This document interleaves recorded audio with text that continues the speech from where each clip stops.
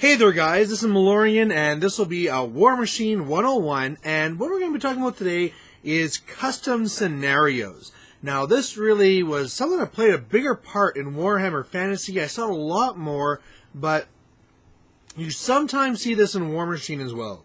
And what this really comes down to is that you have your regular steamroller matches, your regular scenarios. Just like how in Fantasy, you have your base 6 games. You have your set ones with a steamroller, which are your normal missions you'll be playing.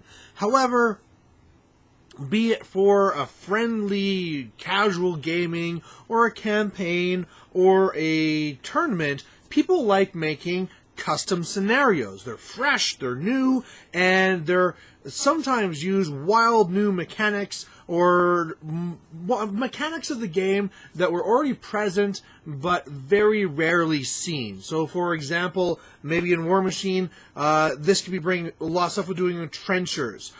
Trenches too would be a rare one, but also talking about like deep water or the structure rules or going to 2 casters and stuff like this that you don't normally see. And so if you build a scenario around this, it's interesting because it's different, and it's also sometimes good because you learn as well. But there's also a bad side to this. So I really want to bring these things all together.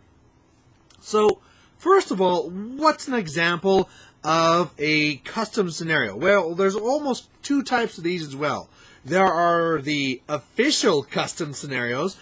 We could talk about things like from Privateer Press, where they made Longest Night or Mangled Metal or stuff like this, where it's kind of like these little ones where you don't really find so much. It's like it's not the big official thing like the Steamroller, but you know, the actual Privateer Press is the one who's kind of made these, and they're out there. You know, it's stuff like this where you would never see a Mangled Metal inside of a steamroller, but hey, maybe there'll be a whole tournament. They say, you know what, this tournament is a Mangled Metal tournament. We're going to be using this scenario for the entire thing. So make sure to bring lots of jacks and lots of beasts, because that's all you can use. So that's one thing you can do, and normally those are a lot easier to push because they're standard.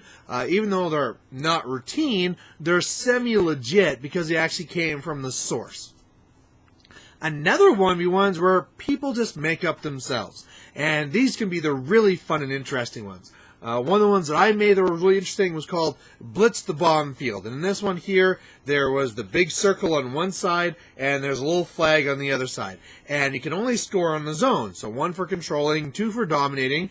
And so pretty simple. And you'd think that everything would just go and move over to that one zone, and the other half would be all useless. But the way that flag worked is that zone is a bomb field, and if you ever get to that flag and you dominate that flag, everything in the zone takes a POW 20 magical hit.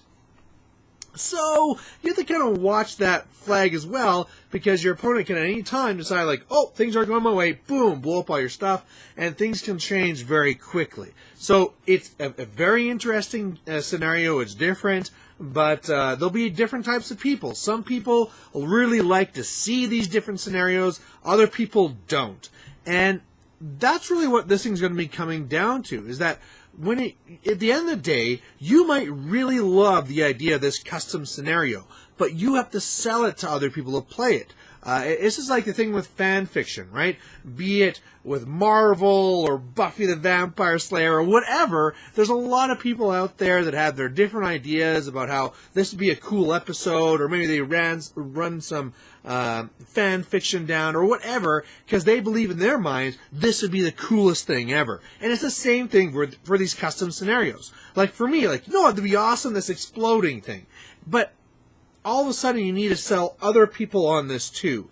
Now, if it's coming straight from Privateer Press, it's like, well, this is from them, so it's official, so it kind of has that stamp on it. If it's that custom one that you're making, you have to make sure it's something that others are going to find fun and interesting and fair. That's going to be the biggest one here.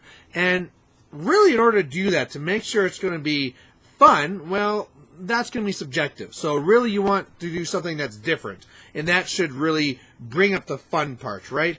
There's also knowing your group. If your group really likes crazy, rules or mechanics, you put those in. Now, fair, that's a much harder one to do. And this is the reason why a lot of these custom scenarios fail. And that's because somebody comes up with this crazy cool idea, but then they don't really think it through. And then all of a sudden there's a loophole here, or, if you take this caster and do this, you win every single time. A good example for this is I know that whenever Privateer Press works on their new Steamroller scenarios, one of the things that they always do for every single one of these things here says, can Denny 2 just win this all in one go with her feat? Because she has a very powerful feat where she has to move up, say, you can't move if you're within my zone, and basically you can be getting a lot of scoring going on.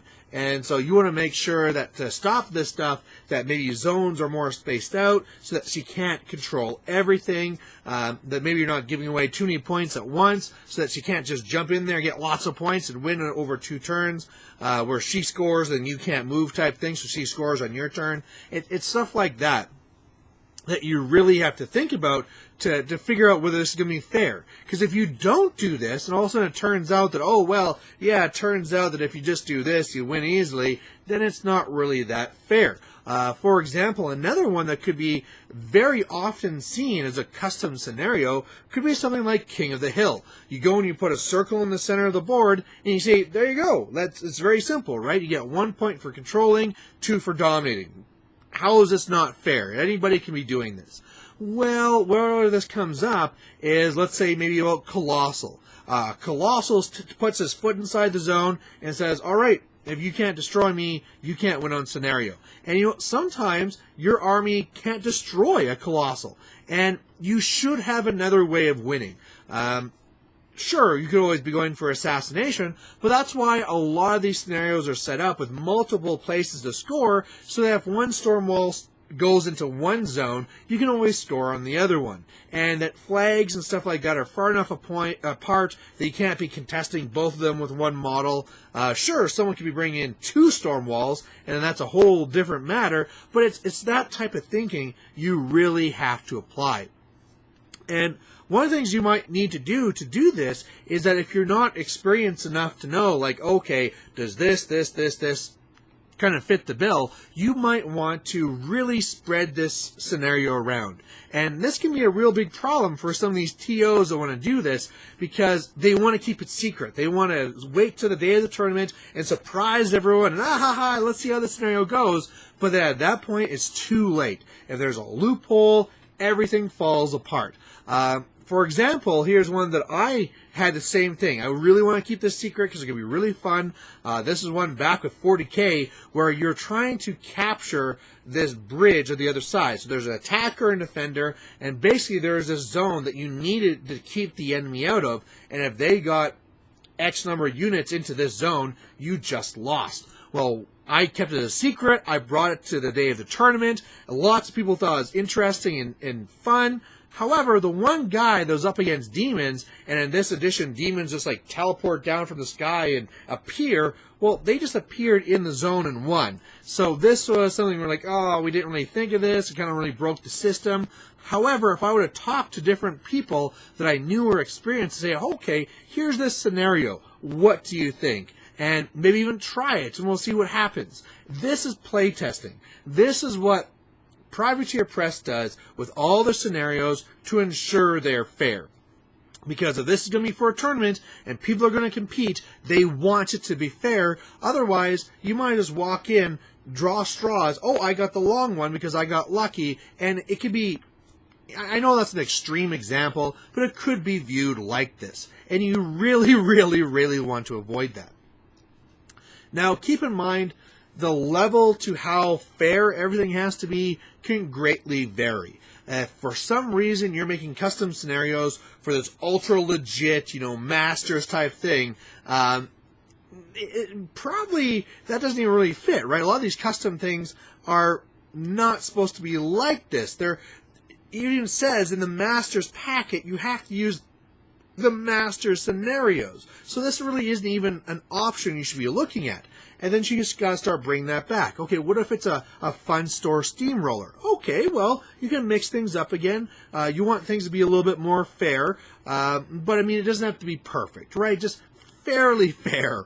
And then all the way to the other end, I mean, maybe this is the thing where, you know what, guys, let's have some people over my place, let's have some fun. And by the way, here's some scenarios I brought up. Well, then really, who cares, right? Everyone's drinking, everyone's having fun, and it really doesn't matter if it's 100% fair. I mean, you don't want to be totally lopsided so the game's a non-issue, but again, it doesn't need to be as perfected and play-tested at that level. So once that's done and you've done your play testing, assuming that you're somewhere in the middle there and you want to roll this out for a scenario, you probably want it to be known that you did do this play testing.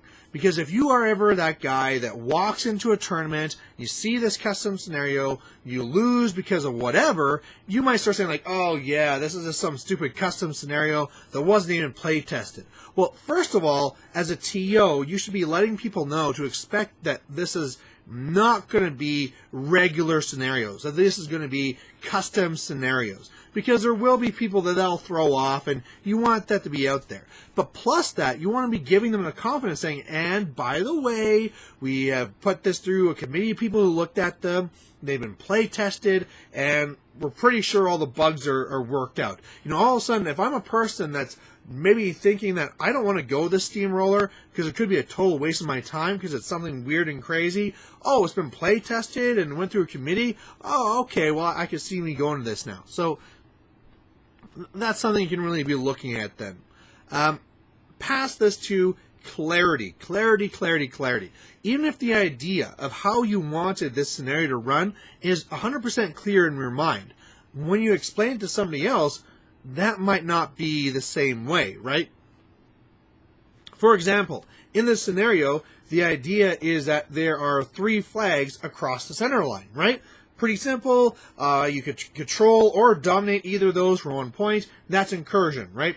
Whoever's going first gets 7 inches. Second person gets 10 inches. There's your scenario. Well, you didn't really see how the flags were being spaced out. Maybe you assumed it was going to be evenly spaced, like one in the middle and then one a foot out from either end, but you didn't say that. So, okay, let's fix this package. So now the flags will be in the center line, one will be in the very center, and then the other one will be 1 foot in from either side. All right, pretty easy.